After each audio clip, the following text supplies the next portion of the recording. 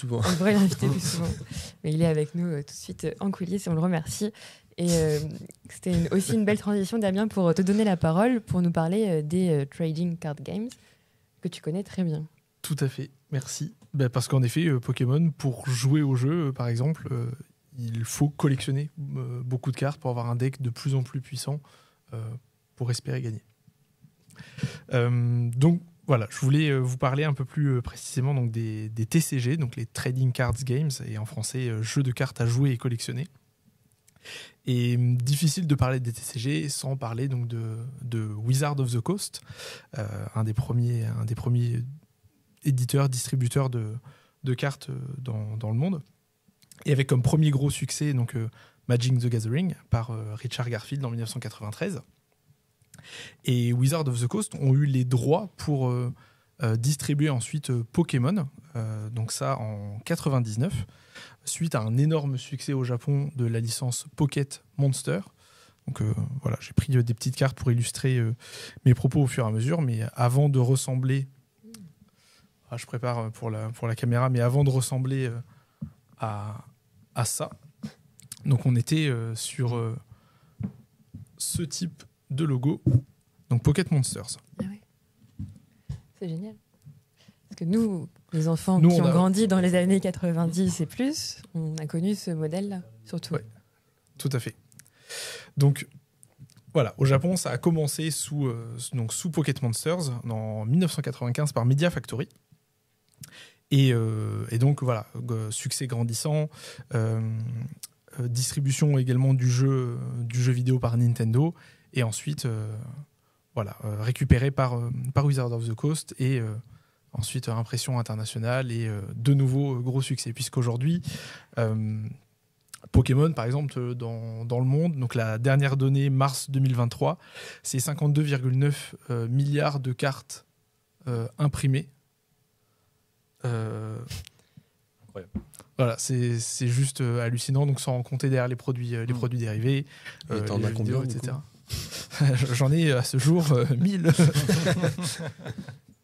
Je ne pourrais pas dire. Entre les doubles et celles de la collection, je ne pourrais pas dire. Au moins, quand même plusieurs milliers, je pense. Derrière, voilà ces succès, donc Magic, Pokémon. Donc j'avais même ramené quelques petites cartes Magic. Oui. On a également Harry Potter. Harry Potter, le TCG, qui a connu son petit succès également en 2001. Et qui, en fait, après le succès grandissant donc, de Pokémon, Magic, etc., qui est revenu de manière cyclique, Pokémon ressort de nouveau et trouve de nouveaux joueurs et collectionneurs.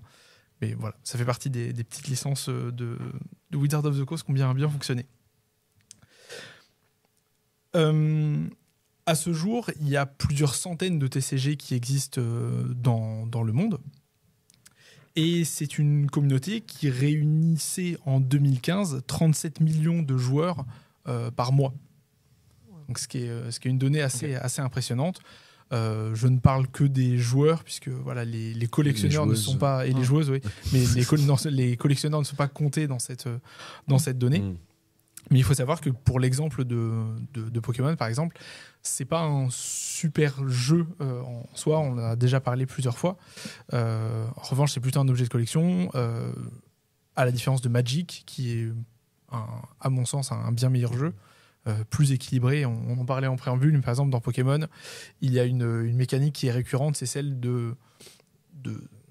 c'est un pile ou face avec un jeton. Et voilà, typiquement sur la carte qui est là, ça tombe bien. L'idée, c'est de flip a coin. Je vais l'avancer un petit peu. Ouais. Donc, en faisant un pile ou face, en fait, on a la possibilité de faire davantage de dégâts. Et dans certaines cartes, on a même la possibilité de relancer une pièce systématiquement et sans fin. On ajoute des dégâts, et tant qu'on n'est pas tombé sur pile, on continue de faire des dégâts. Donc, on se rend bien compte qu'avec ce type de mécanique, en fait, on peut se retrouver à perdre trop facilement, et en fait, on est soumis à l'aléa très facilement. Donc voilà, ça, c'est des petits éléments de jeu qui sont un peu embêtants. En revanche, ce sont des jeux qui nourrissent aussi les intérêts pédagogiques, puisque j'ai retrouvé un article de John Prives en mathématiques sur la construction de decks Magic, et qui s'en sert en fait pour vérifier des modèles de probabilité.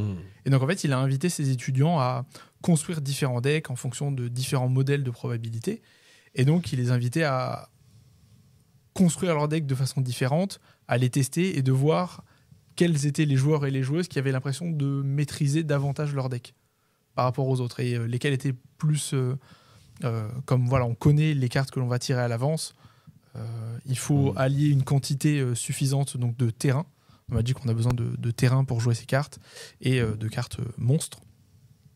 Donc voilà, il vérifiait des modèles de probabilité avec le jeu Magic. Je tombais également sur un article de Christophe Zott et Raphaël Amit qui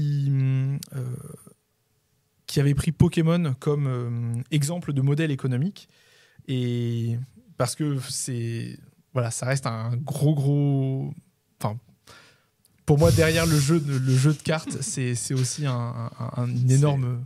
C'est Nicolas. Distraction.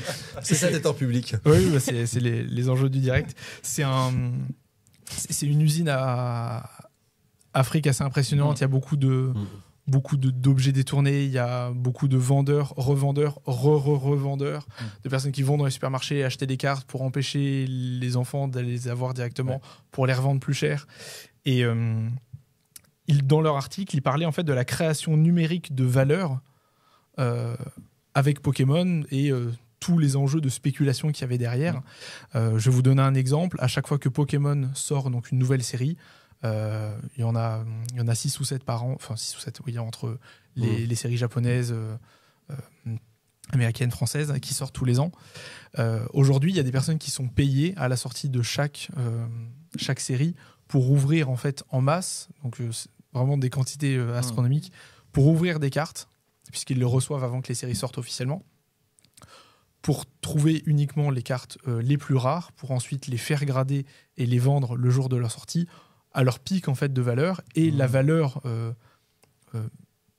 à l'unité sur Internet, elle ne repose uniquement que sur le souhait des personnes de l'acheter et leur rareté. Et donc il va y avoir dans le cas de Pokémon, des Pokémon un peu plus iconiques comme voilà, le Pikachu, le Dracofeu, ces choses-là, qui sont des Pokémon de la première génération. Et donc on a une valeur qui explose au moment de la sortie, on a des fluctuations du marché au fur et à mesure des mois. Et donc ils ont fait tout un article sur justement ce modèle bien précis, la façon dont les gens s'en emparent. Et je vais vous parler également donc, de l'association Team Ludens, qui eux ont créé un guide à la création donc, de jeux de cartes à collectionner, et qui donnait des ressources par exemple pour créer les différents types de raretés dans les jeux de cartes, puisque par exemple dans le cas de Pokémon il y a 6 ou 7 raretés différentes, mais qu'est-ce que va signifier en fait cette rareté dans un jeu de cartes, et qu'est-ce qu'on cherche à mettre en valeur en fait.